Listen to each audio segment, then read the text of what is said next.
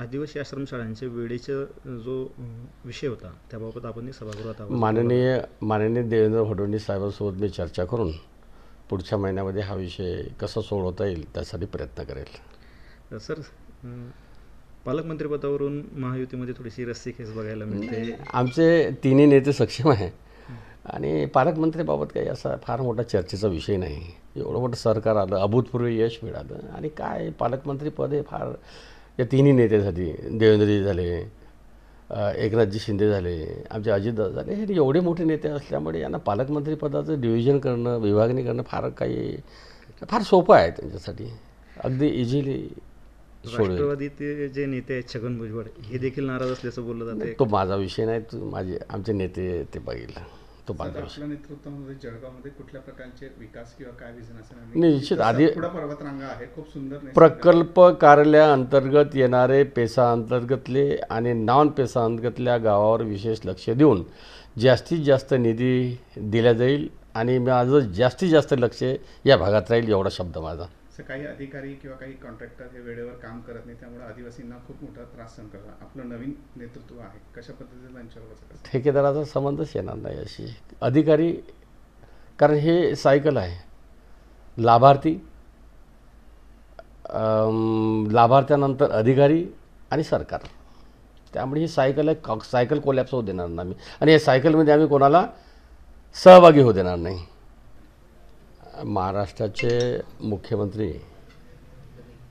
देवेंद्रजी फडणवीस यांच्या नेतृत्वामध्ये मला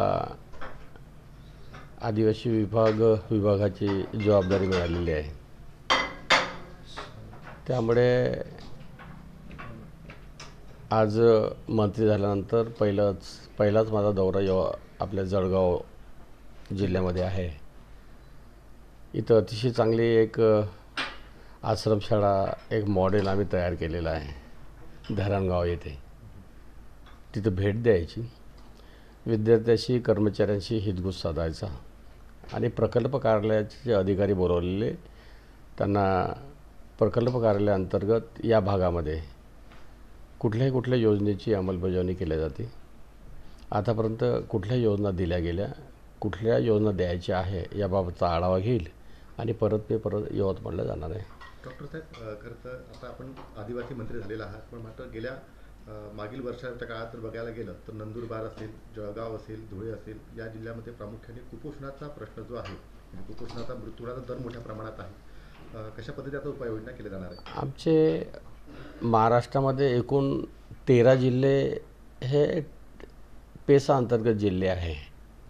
त्या पेसा अंतर्गत जिल्ह्यातले आपण जे नाव घेतले, नंदुरबार झाले, पालघर झाले, गडचिरोली झाले, अमरावती जिल्ह्यामधला धारणी झाला, धारणी म्हणजे मेळघाट झाला, या जिल्ह्याबाबत आपण जे बोललात त्या जिल्ह्याच्या बाबत त्या भागामध्ये असलेला आमचा जो आदिवासी बांधव आहे तो कुपोषणाचं प्रमाण कमी झालेलं आहे, निश्चित कमी झालेलं आहे. त्यामुळे आम्ही आदिवासी विभागाच्या माध्यमातून एक आरोग्य विभागाचा एक चांगला मिशन मोडवर कार्यक्रम राबवला असल्यामुळे पोषक आहार असो या बाबतीत आम्ही त्यांना पुरवठा करत असल्यामुळे निश्चितच भविष्यामध्ये असा कुठल्याही प्रकार आदिवासी कुटुंबामध्ये होणार नाही याची दक्षता आणि काळजी 100% आम्ही घेऊ.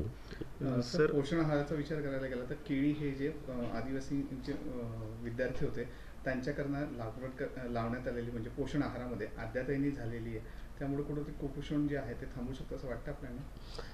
नाही, आरोग्य विभागाच्या माध्यमातून मंजूर झालेला जो आहार आहे त्या आहाराच्या आधी राहून त्यांनी दिलेलं असेल तर एकदा एक चौकशी करतो आणि मी पाहतो काय तो. सर,